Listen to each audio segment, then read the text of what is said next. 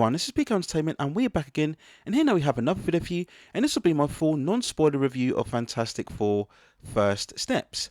Now, although there won't be spoilers for this movie, there may be ones for all other movies and TV series within the Marvel Cinematic Universe, so just beware when going to this overall video. So Fantastic Four First Steps then released worldwide on Thursday the 24th of July 2025.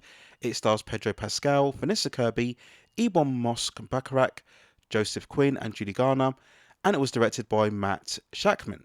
It is overall the 37th entry in the ever-existing Marvel Cinematic Universe and the first of its 6th phase.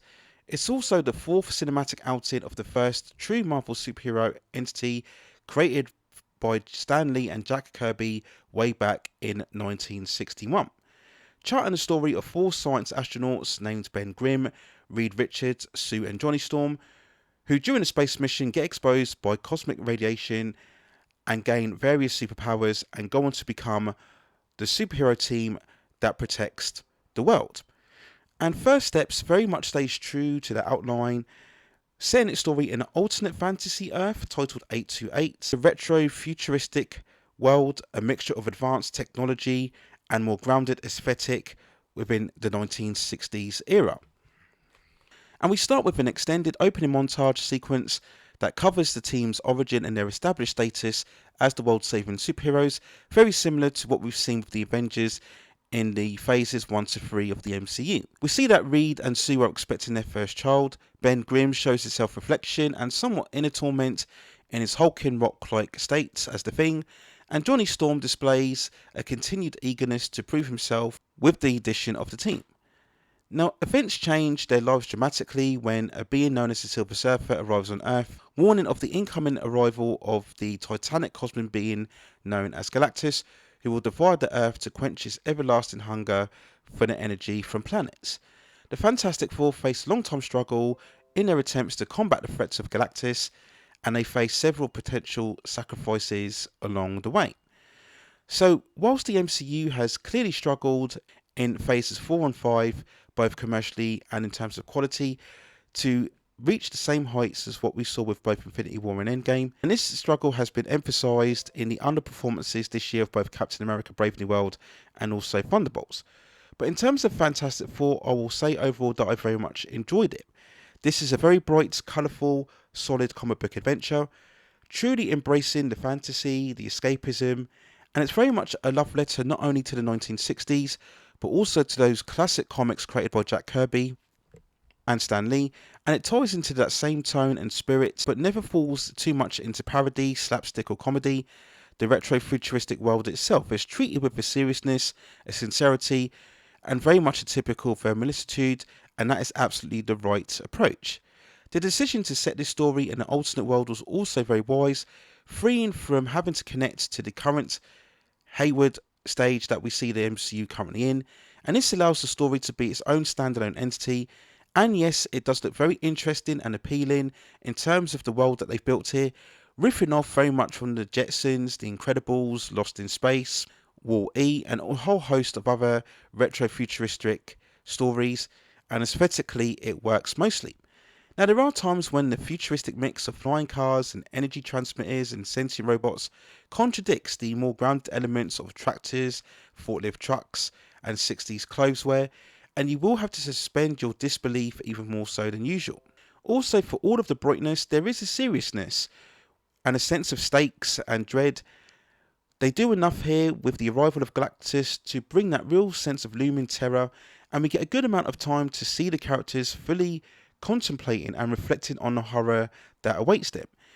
At times, this very much feels almost like an alien invasion movie. This is not a crisis that is solved in 5 minutes. We see multiple attempts, debates, struggles to find the right plan, the right initiative, and that keeps you invested in the story.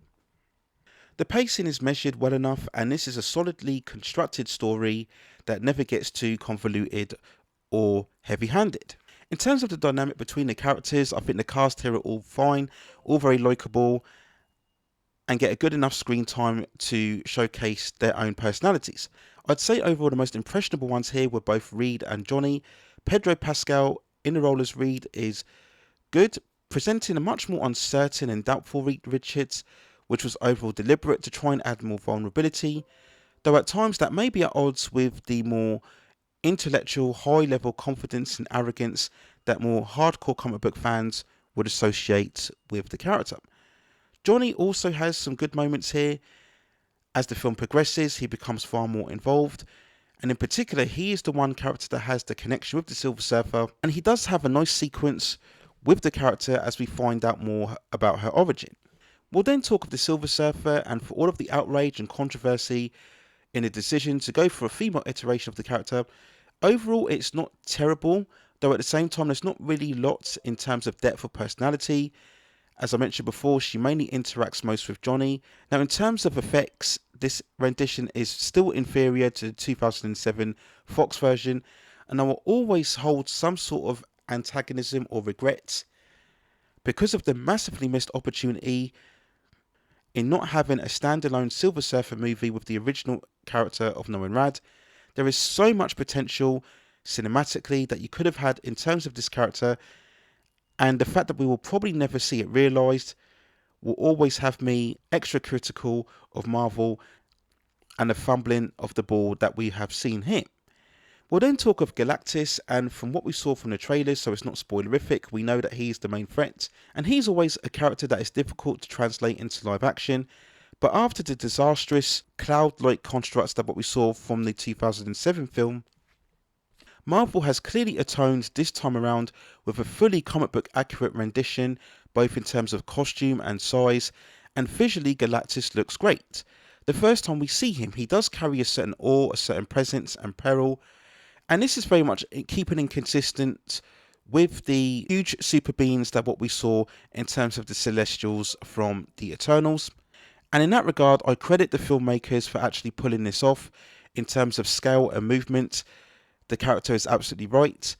And yet, like the Silver Surfer, this is a bittersweet moment, as I still feel that Galactus shouldn't actually be in a story, whilst I understand they are very much adapting the classic comic book story arc that saw the Fantastic Four take on Galactus by themselves. As a villain, he is really the next level threat from Thanos, and he absolutely deserved the same build up and development that what we saw with that character.